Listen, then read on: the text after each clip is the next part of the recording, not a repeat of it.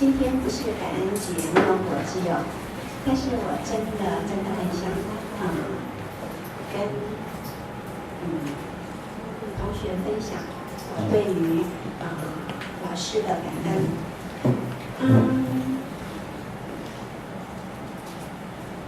你不要哭啊！不是客气，也不是客套话，因为不需要讲客套话，但是是自己心里真正的感受。在学藏文的过程当中，我跟很多人一样，就是遇到很多困难，包括自己可能借口很多啦，然后可能觉得学不来啦，然后很多原因。那中间真的很谢谢老师，他没有放弃我。每次我就好像煮开水一样，煮到30度的时候就关火，然后等到0度了又从头再开始。那这样的过程当中，好多次都是这样子。我有时候在想，要是我遇到这样的人，我早就放弃他了。但因为老师没有放弃我，然后因此我有机会把拼音学得比较熟，所以我就发心在老师的拼音课程里面，当老师那个千手千眼每只手，然后帮助跟我一样有过程的同学，能够在学习藏文初级的拼音方面减少一些困难。所以我真的非常谢谢老师。那有一次那个他们的小朋友还很小的时候，那时候是礼拜6。然后我跟老师说：“老师，我有什么不懂，我可不可以请您出来教我一下？”那其实老师是一个非常有家庭观念的人，他的假日是 family day， OK。然后我实在是，我真是很自私的。但是老师他没有拒绝我他说好，没关系。那结果他出来的时候，你猜怎么了？他带我儿子去，带了2个小的。一起去麦当劳地里的一餐。然后我真的感动到不晓得该怎么讲妈妈，因为一个妈妈带2个小朋友来麦当劳教我觉得我何德何能啊？那当我会学到一些，就是看到对方有一些东西是他做得到我做不到的，我觉得就会感动到我，我就觉得那是我要学习的一个目标，开始练习。那因此很谢谢老师。但是有德之人只要他有需要的时候，真的不要说我们这些凡夫，这些小学生，天龙护法都会护持。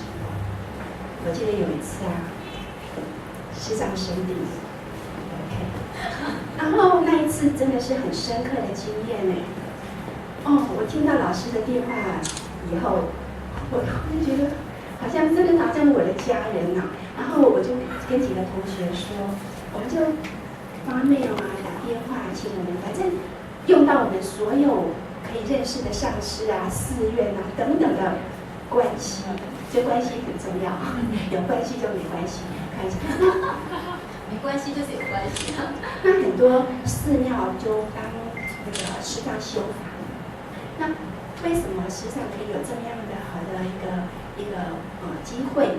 我觉得是因为他护持老师在整个佛行事业上。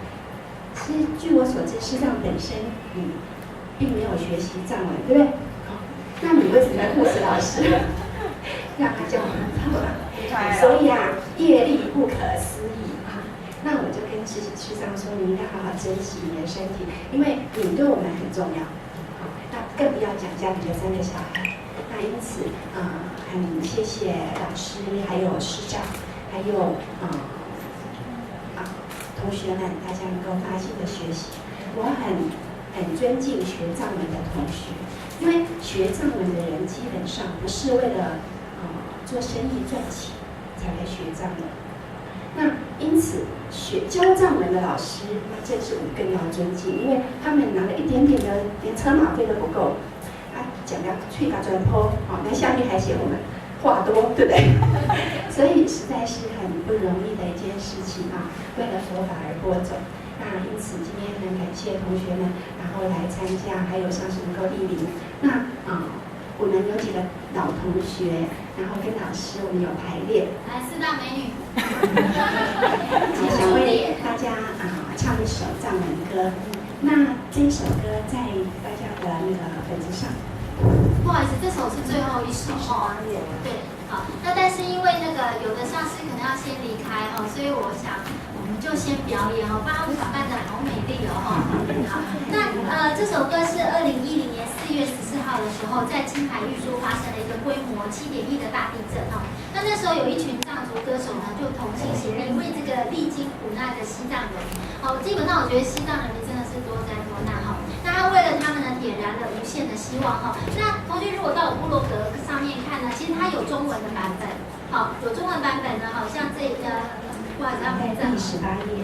好，然后呢，也有这个藏文的，也有对唱的，也有合唱的哈。那我们今天呢，就一起来唱这一首哈。那我们一开始第1段到第7段我们唱中文，然后接着我们唱藏文啊。然后刚刚那个莉莉班长的要求是说，我们大家合唱完之后呢，然后呢，大家全体再一起唱一次，对，是这样子。OK， 好。第一次就由我们2位老师一起合唱，那同学们调子知道了以后呢，我们第2次大家一起大合唱。像这样的一个场景是此生难得，希望同学能够深深记到脑海中。其实这首歌我2年前就有点想要教唱哈，但是因为这个贝妈桑柱他本身是一个安多人，那时候他唱的安多音其实我听不太懂哈，然后再加上这个那时候的吉他的技术没有那么好哦，所以没有办法唱哈。但是现在我有这个能力哈，就希望跟大家来分享这一首歌哈。好，来4大美女，我们准备好了，来。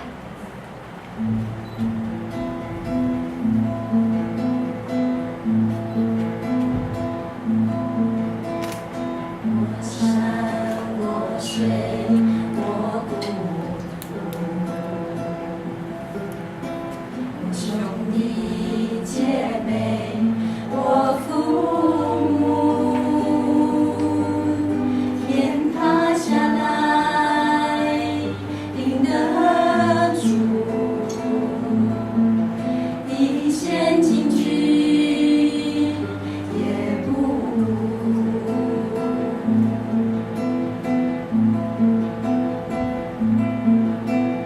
我血我脉我宗族，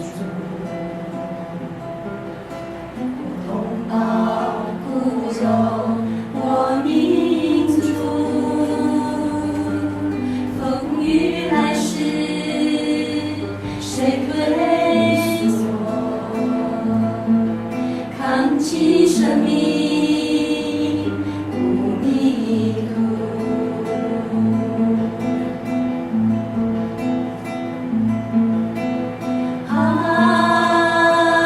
点燃了所有灯，点亮高原所有的希望。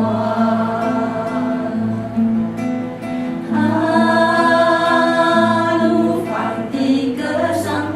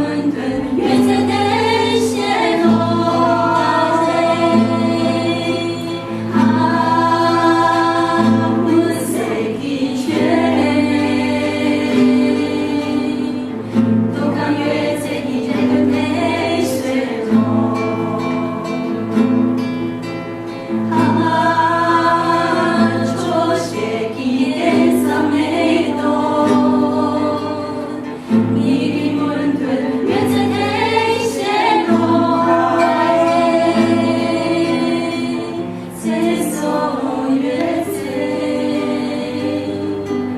别把你的梦，接受越罪，别把你的梦。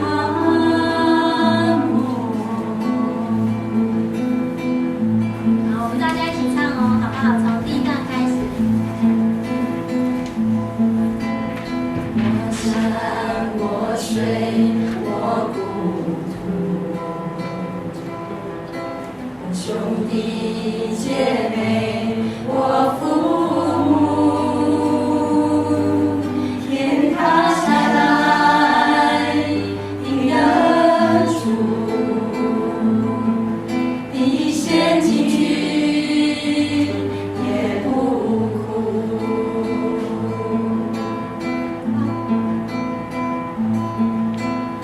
我学我买我种树，我同到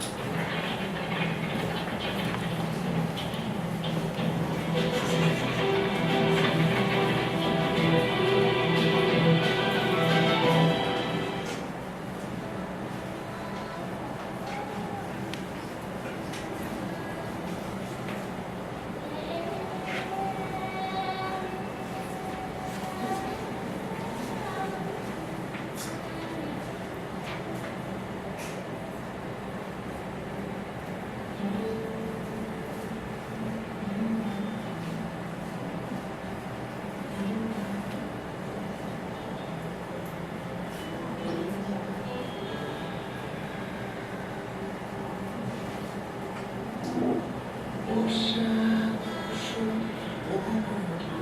唱得很好听。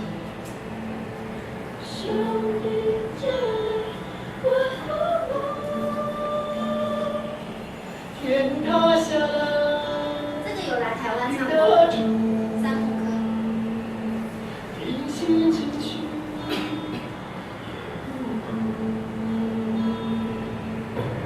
我学我们我自的痛，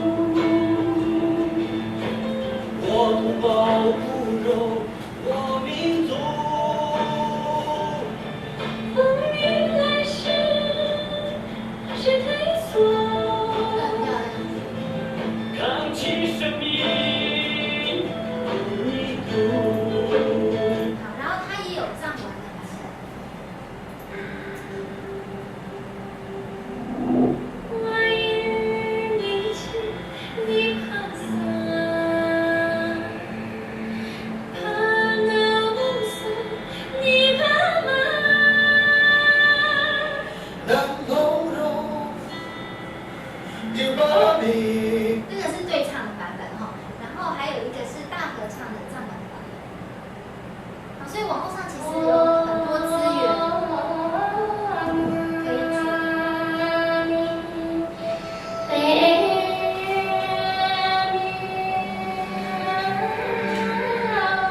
它是先有歌词，然后再翻成藏文的。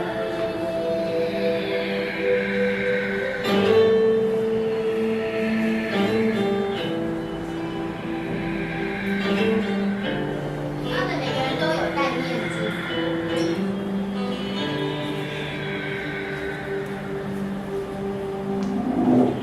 나이를 잊지 나이 봐서 하나여서 나이 밤아 난 너로 집밤에 사랑으로 집밤에 那因为今天真的时间有限，其实我准备很多首歌哈，有7首要现场演唱。好，那但是现在时间来不及，但没有关系，我还是大约介绍一下哈。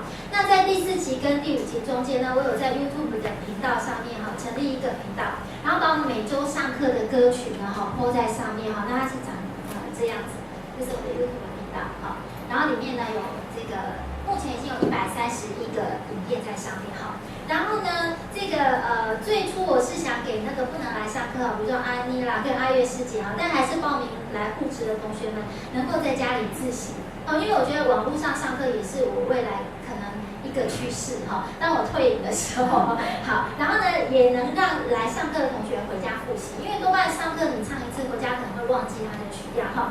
然后但是迎面而来会面临的是著作权的问题哈，因为不只是所有的歌曲一定必须要载明出处，而且不得任意变造，而且 MV 的图片也不能擅自取用别人的图片。好，所以呢，同学们忍耐一下，我只好这样就用我自己的照片，好，这样就没有著作权的问题哈。好，那目前我的 YouTube 频道，昨天他已经寄给我说我可以分享%什么多少的利益哈，但是我没有这样做，因为我就是怕有一些著作权的问题可能会引起原来就第三方他们的不开心还是怎样，所以我想我还是不要那个可以分享利益的这个交换的条件哈。好，那而且呢，在第5期的课程结束之后呢，我还是继续把那个自弹自唱的藏文歌曲上传。那很多学校吉他社社团的年轻人哈，包括我儿子中和高中的和风吉他社哈，他们也很能够接受这样的曲风哈。因为有一天我儿子他同学就跟他讲说，我跟你讲哦，那个YouTube 上面有一个女生她在唱藏文歌用吉他弹。然后我就跟他说，那个是我老妈，然后我就觉得我儿子在吹牛，我说你不要什么都是你老妈好不好？那一直到我去参加我儿子演唱会，他们才相信那个真的是他老妈。那我觉得我很开心这样子的一点哈，因为如果我们正经八百的唱一些这个传道佛教的歌曲，可能他们未必能够接受哈。那但是我想，我们如果透过这样子比较年轻化的，我们可以让这个佛法哈，让年轻一代的人更能够接受哈。那我想这个也是利己利他的一个做法哈。那至少我觉得我儿子可以接受，其他年轻人一样也可以接受哈。好，而且呢，后来无心插柳的结果呢，反而是海外藏人的听众渐渐多过台湾的听众。好，然后很多藏人的音乐频道，他先订阅我的频道，哈，那 YouTube 有个功能，它会订阅你的频道，哈，那我再反过去订阅他的频道，哈，那这样子的话呢，而且我还有打勾说，如果他有新歌就马上传给我，哈，那所以这样子呢，我能够在最快的速度里面掌握这个藏文的第一首的歌曲，好，然后呢，不用像以前那样子，就是去买唱片啊，或者是在网络上Google 在那边一直搜寻哈，我直接呢就可以哈，最新的歌曲都能够一手掌握哈，而且呢，我很愿意尝试不同年龄的歌曲哈，也能够包容各种不同的曲风哈。那例如说呢，假设以妈妈为主的歌曲呢哈，其实就有3个哈，有3个以妈妈的歌曲哈。那比如说呢，我选了3首老中青3代的歌曲哈。那第一首这个是亚东他唱的这个阿妈哈，我们来看哈，他有原来的歌曲哦。这是我们可以先，等一下，我们待会控制这个。好，我们先看它的原曲是这个亚东哈，亚东很酷哈，他是康巴的汉子哈，那他唱歌的技巧真的是无人能比哈。我们先稍微来听一下，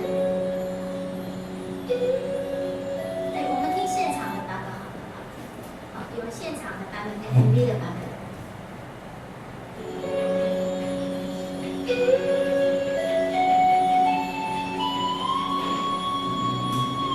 这不是对嘴的哦，好，不是对嘴的。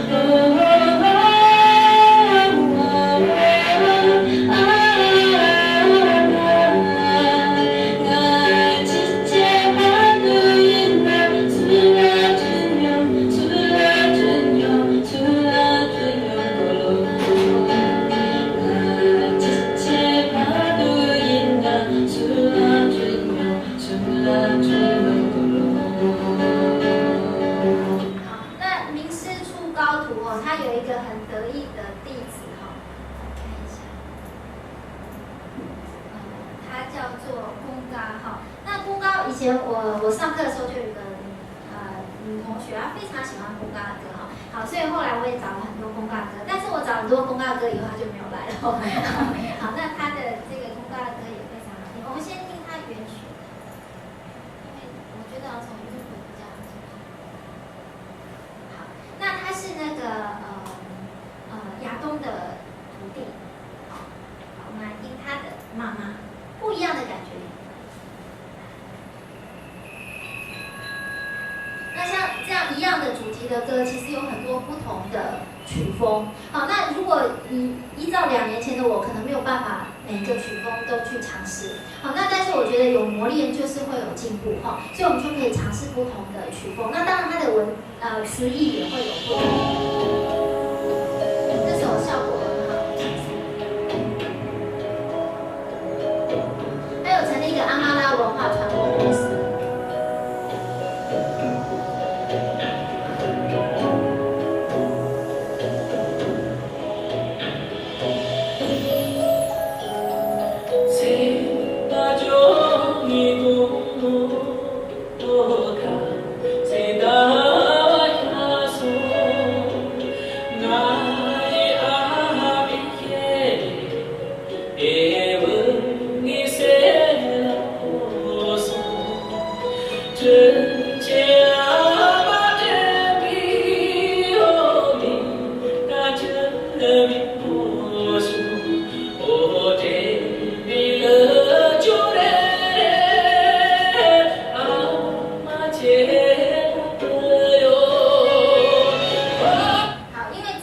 关系呢，所以我想，我们未来可能以后的那个藏曲360的课，我们可能第一单元就可以开知母念恩的歌，因为这样就有3首，然后等下再凑一首就4首就可以开课。然后这个是我儿子帮我做的 MV， 跟温哥版的妈妈。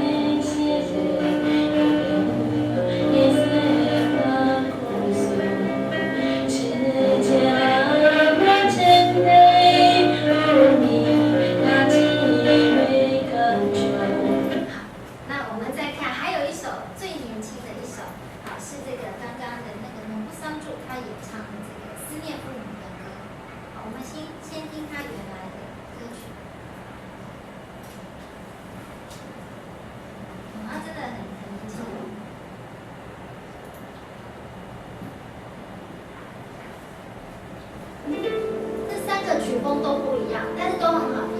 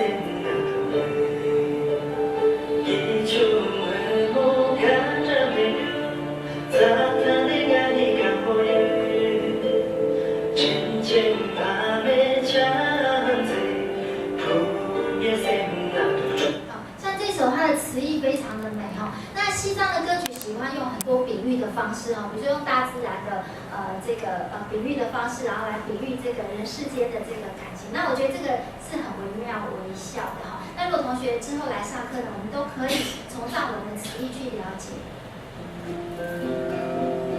这首歌我唱不太好听哈，因为它前面很低，然后后面一句很高哦，所以有点痛苦的。应该是3首里面这首难度是最高的。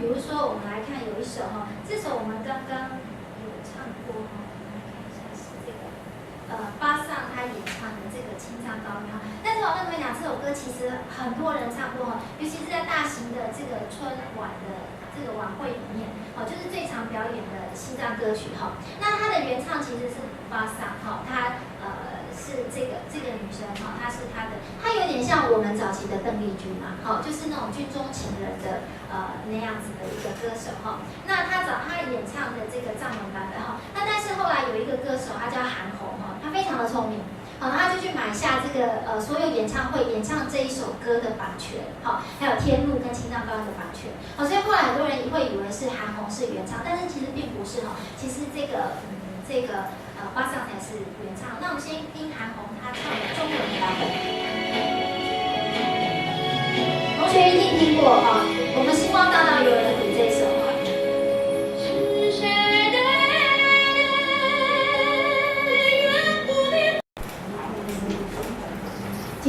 是感恩节那么火之友，但是我真的很想跟同学分享我对于老师的感恩。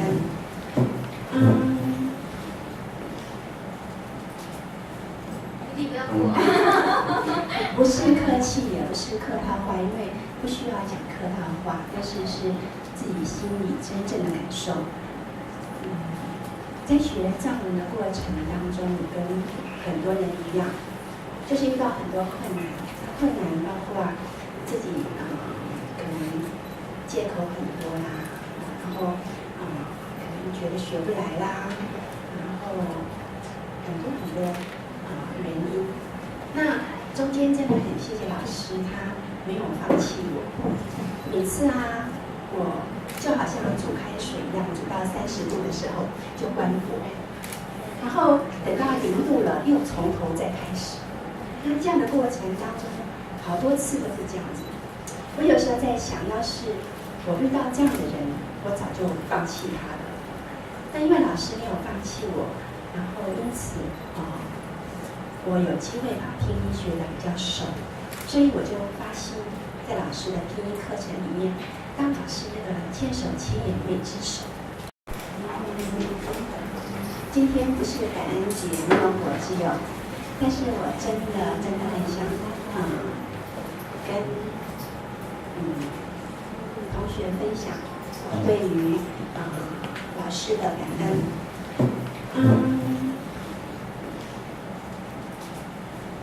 你不要哭。不是客气，也不是客套话，因为不需要讲客套话，但是是自己心里真正的感受。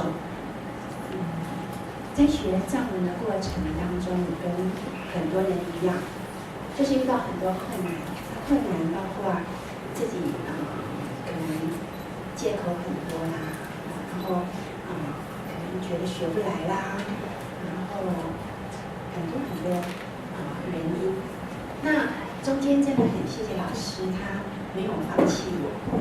每次我就好像煮开水一样，煮到30度的时候就关火，然后等到0度了又从头再开始。那这样的过程当中，好多次都是这样子。我有时候在想，要是我遇到这样的人，我早就放弃他了。但因为老师没有放弃我，然后因此我有机会把拼音学得比较熟，所以我就发心在老师的拼音课程里面，当老师那个千手千眼每只手。今天不是感恩节那么火之友，但是我真的很想跟同学分享我对于老师的感恩。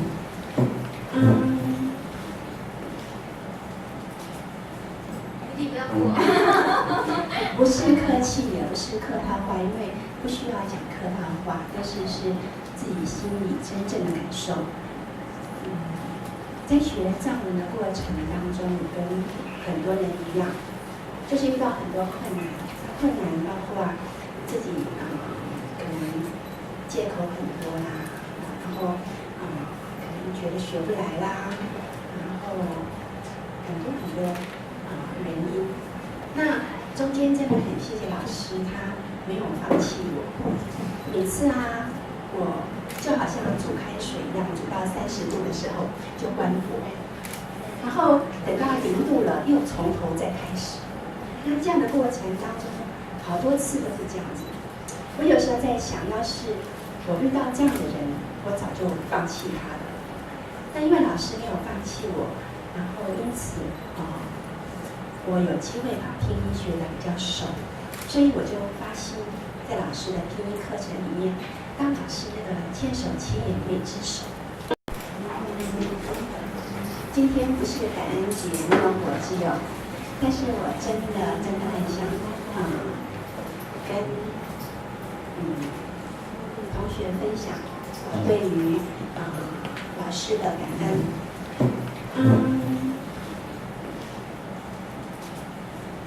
你不要哭。不是客气，也不是客套话，因为不需要讲客套话，但是是自自己心里真正的感受。在学藏文的过程当中，跟很多人一样，就是遇到很多困难，包括自己可能借口很多啦，然后可能觉得学不来啦，然后很多原因。那中间真的很谢谢老师，他没有放弃我。每次我就好像煮开水一样，煮到30度的时候就关火，然后等到0度了又从头再开始。那这样的过程当中，好多次都是这样子。我有时候在想，要是我遇到这样的人，我早就放弃他了。但因为老师没有放弃我，然后因此我有机会把拼音学得比较熟，所以我就发心在老师的拼音课程里面当老师那个千手千眼每只手。今天不是感恩节，那么我只有，但是我真的很想跟同学分享我对于老师的感恩。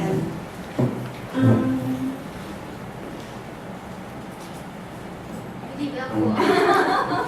不是客气，也不是客套话，因为不需要讲客套话，但是是自己心里真正的感受。在学藏文的过程当中，跟很多人一样，就是遇到很多困难，包括自己可能借口很多啦，然后可能觉得学不来啦，然后很多原因。那中间真的很谢谢老师，他没有放弃我。每次我就好像煮开水一样，煮到30度的时候就关火，然后等到0度了又从头再开始。那这样的过程当中，好多次都是这样子。我有时候在想，要是我遇到这样的人，我早就放弃他了。但因为老师没有放弃我，然后因此我有机会把拼音学得比较熟，所以我就发心在老师的拼音课程里面当老师那个千手千眼每只手。今天不是感恩节，那么我只有，但是我真的很想跟同学分享我对于老师的感恩。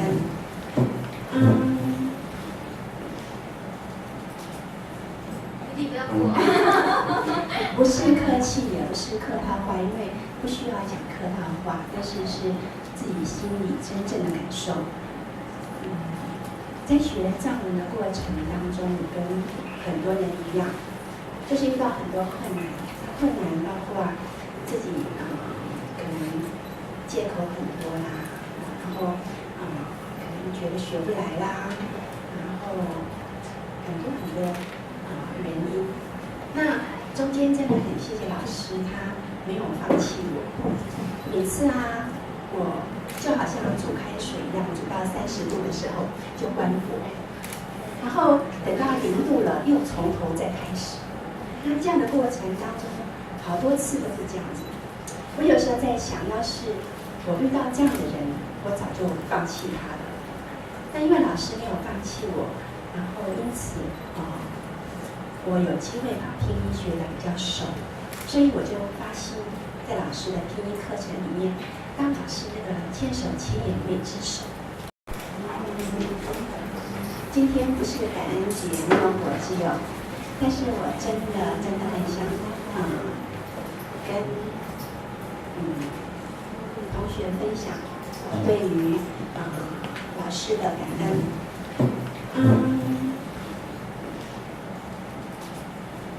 你不要哭。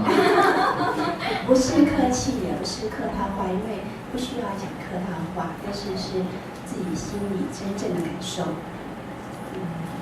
在学藏文的过程当中，跟很多人一样，就是遇到很多困难，包括自己可能借口很多啦，然后可能觉得学不来啦，然后很多原因。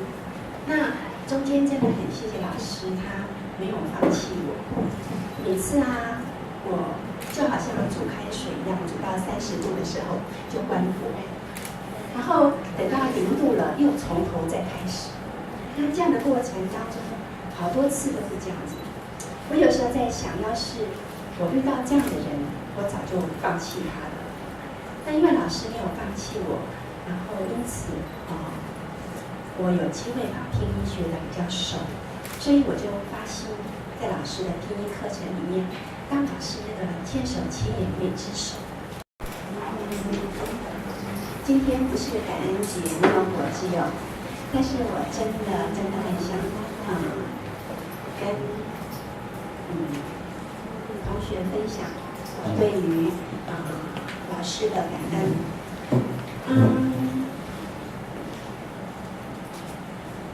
你不要哭。不是客气，也不是客套话，因为不需要讲客套话，但是自己心里真正的感受。在学藏文的过程当中，跟很多人一样，就是遇到很多困难，包括自己可能借口很多啦，然后可能觉得学不来啦，然后很多原因。那中间真的很谢谢老师，他没有放弃我。每次啊，我就好像煮开水一样，煮到30度的时候就关火，然后等到0度了，又从头再开始。那这样的过程当中，好多次都是这样子。我有时候在想，要是我遇到这样的人，我早就放弃他了。但因为老师没有放弃我，然后因此我有机会把拼音学得比较熟，所以我就发心在老师的拼音课程里面，当老师那个千手千眼每只手。今天不是感恩节，没有果汁哦，但是我真的很想跟同学分享我对于老师的感恩。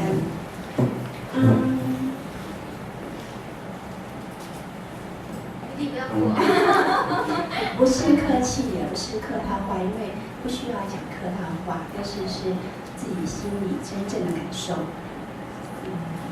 在学藏文的过程当中，跟很多人一样，就是遇到很多困难，包括自己可能借口很多啦，然后可能觉得学不来啦，然后很多原因。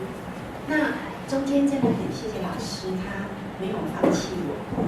每次啊，我就好像煮开水一样，煮到30度的时候就关火，然后等到0度了，又从头再开始。那这样的过程当中，好多次都是这样子。我有时候在想，要是我遇到这样的人，我早就放弃他了。但因为老师没有放弃我，然后因此我有机会把拼音学得比较熟，所以我就发心在老师的拼音课程里面，当老师那个千手千眼每只手。今天不是感恩节，没有果汁哦，但是我真的很想跟同学分享我对于老师的感恩。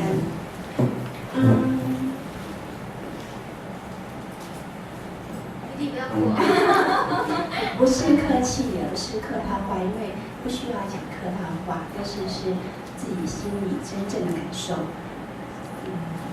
在学藏文的过程当中，跟很多人一样，就是遇到很多困难，包括自己可能借口很多啦，然后可能觉得学不来啦，然后很多原因。那中间真的很谢谢老师，他没有放弃我。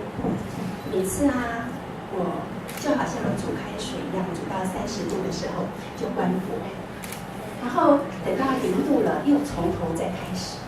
那这样的过程当中，好多次都是这样子。我有时候在想，要是我遇到这样的人，我早就放弃他了。但因为老师没有放弃我，然后因此我有机会把拼音学得比较熟，所以我就发心在老师的拼音课程里面当老师那个千手千眼未知手。今天不是感恩节，没有果汁有，但是我真的很想跟同学分享我对于老师的感恩。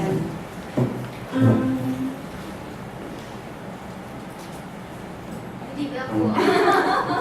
不是客气，也不是客套话，因为不需要讲客套话，但是自己心里真正的感受。在学藏文的过程当中，你跟很多人一样，就是遇到很多困难包括自己可能借口很多啦，然后可能觉得学不来啦，然后很多原因。那中间真的很谢谢老师，他没有放弃我。每次我就好像煮开水一样，煮到30度的时候就关火，然后等到0度了又从头再开始。那这样的过程当中，好多次都是这样子。我有时候在想，要是我遇到这样的人，我早就放弃他了。但因为老师没有放弃我，然后因此我有机会把拼音学得比较熟，所以我就发心在老师的拼音课程里面当老师那个千手千眼未知手。今天不是感恩节，没有果汁有，但是我真的很想跟同学分享我对于老师的感恩。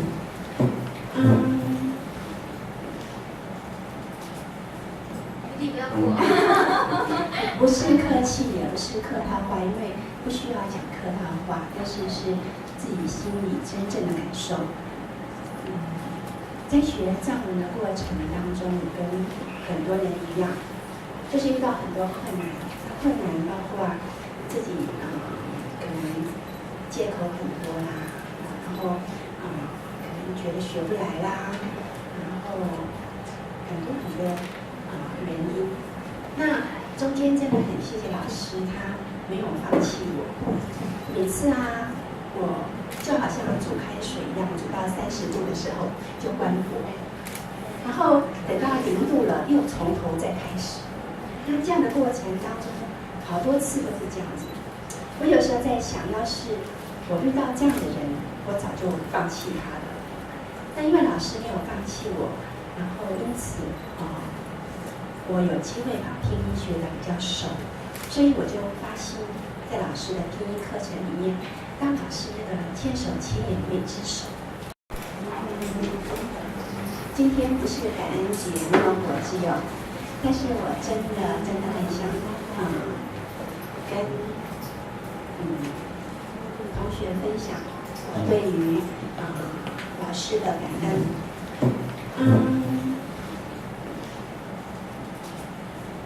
你不要哭。不是客气，也不是客套话，因为不需要讲客套话，但是自己心里真正的感受。在学藏文的过程当中，你跟很多人一样，就是遇到很多困难包括自己可能借口很多啦，然后可能觉得学不来啦，然后很多原因。那中间真的很谢谢老师，他没有放弃我。每次我就好像煮开水一样，煮到30度的时候就关火，然后等到0度了又从头再开始。那这样的过程当中，好多次都是这样子。我有时候在想，要是我遇到这样的人，我早就放弃他了。但因为老师没有放弃我，然后因此我有机会把拼音学得比较熟，所以我就发心在老师的拼音课程里面当老师那个千手千眼未知手。今天不是感恩节，没有果汁有，但是我真的很想跟同学分享我对于老师的感恩。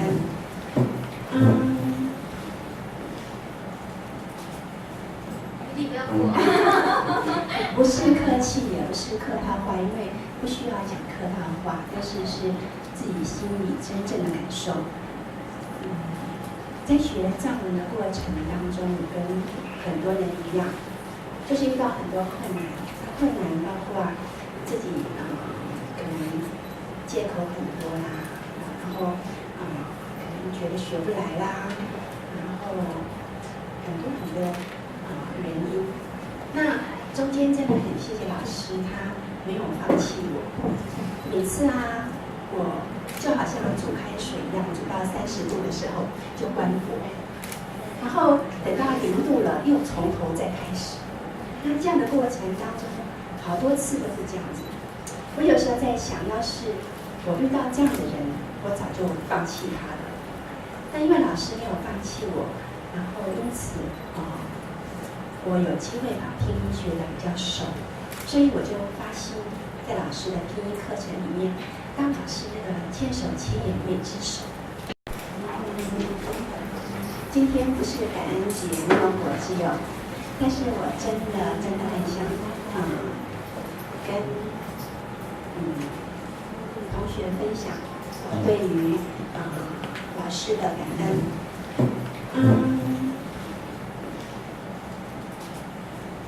你不要哭。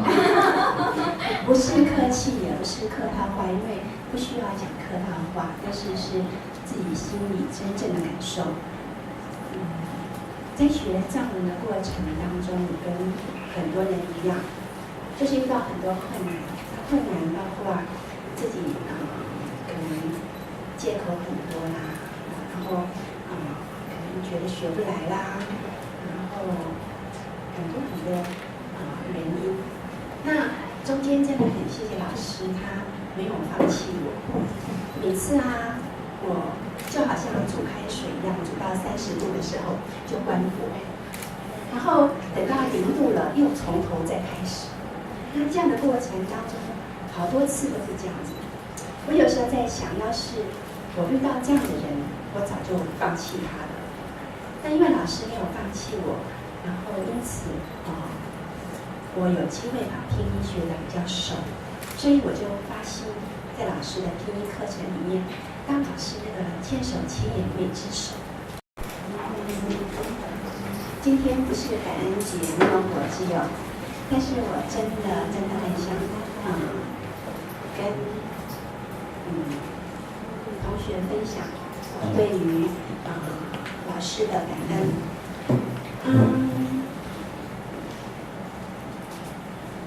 你不要哭。不是客气，也不是客套话，因为不需要讲客套话，但是自己心里真正的感受。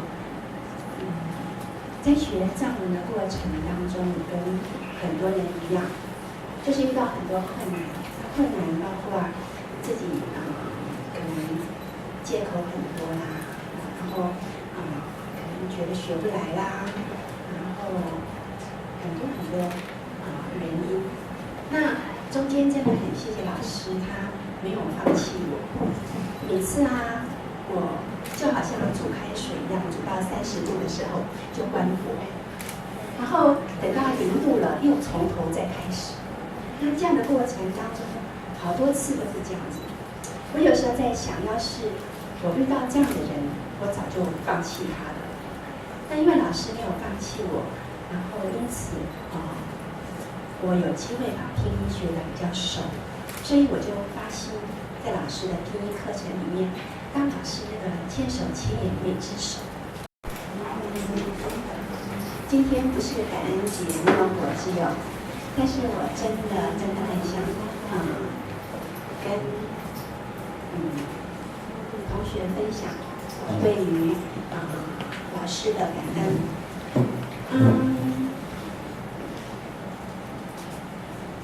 你不要哭。不是客气，也不是客套话，因为不需要讲客套话，但是自己心里真正的感受。在学藏文的过程当中，跟很多人一样，就是遇到很多困难，包括自己可能借口很多啦，然后可能觉得学不来啦，然后很多原因。那中间真的很谢谢老师，他没有放弃我。每次我就好像煮开水一样，煮到30度的时候就关火，然后等到0度了又从头再开始。那这样的过程当中，好多次都是这样子。我有时候在想，要是我遇到这样的人，我早就放弃他了。但因为老师没有放弃我，然后因此我有机会把拼音学得比较熟，所以我就发心在老师的拼音课程里面，当老师那个千手千眼每只手。今天不是感恩节，那么我只有，但是我真的很想跟同学分享我对于老师的感恩。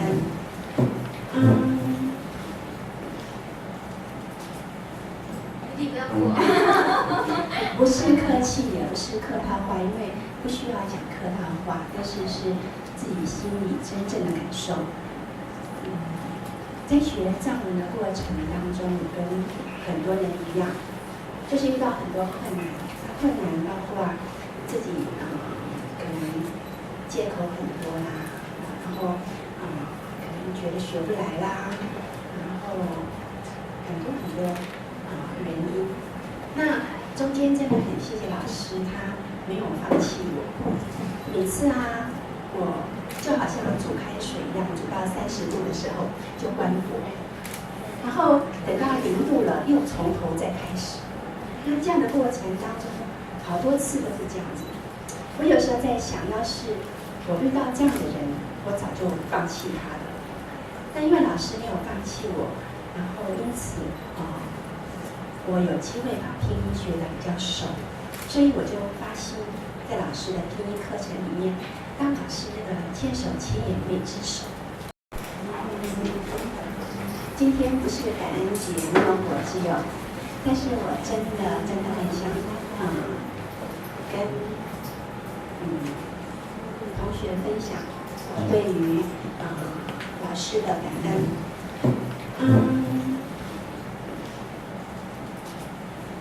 你不要哭。不是客气，也不是客套话，因为不需要讲客套话，但是自己心里真正的感受。在学藏文的过程当中，跟很多人一样，就是遇到很多困难，包括自己可能借口很多啦，然后可能觉得学不来啦，然后很多原因。那中间真的很谢谢老师，他没有放弃我。每次我就好像煮开水一样，煮到30度的时候就关火，然后等到0度了又从头再开始。那这样的过程当中，好多次都是这样子。我有时候在想，要是我遇到这样的人，我早就放弃他了。但因为老师没有放弃我，然后因此我有机会把拼音学得比较熟，所以我就发心在老师的拼音课程里面，当老师那个千手千眼每只手。今天不是感恩节，那么我只有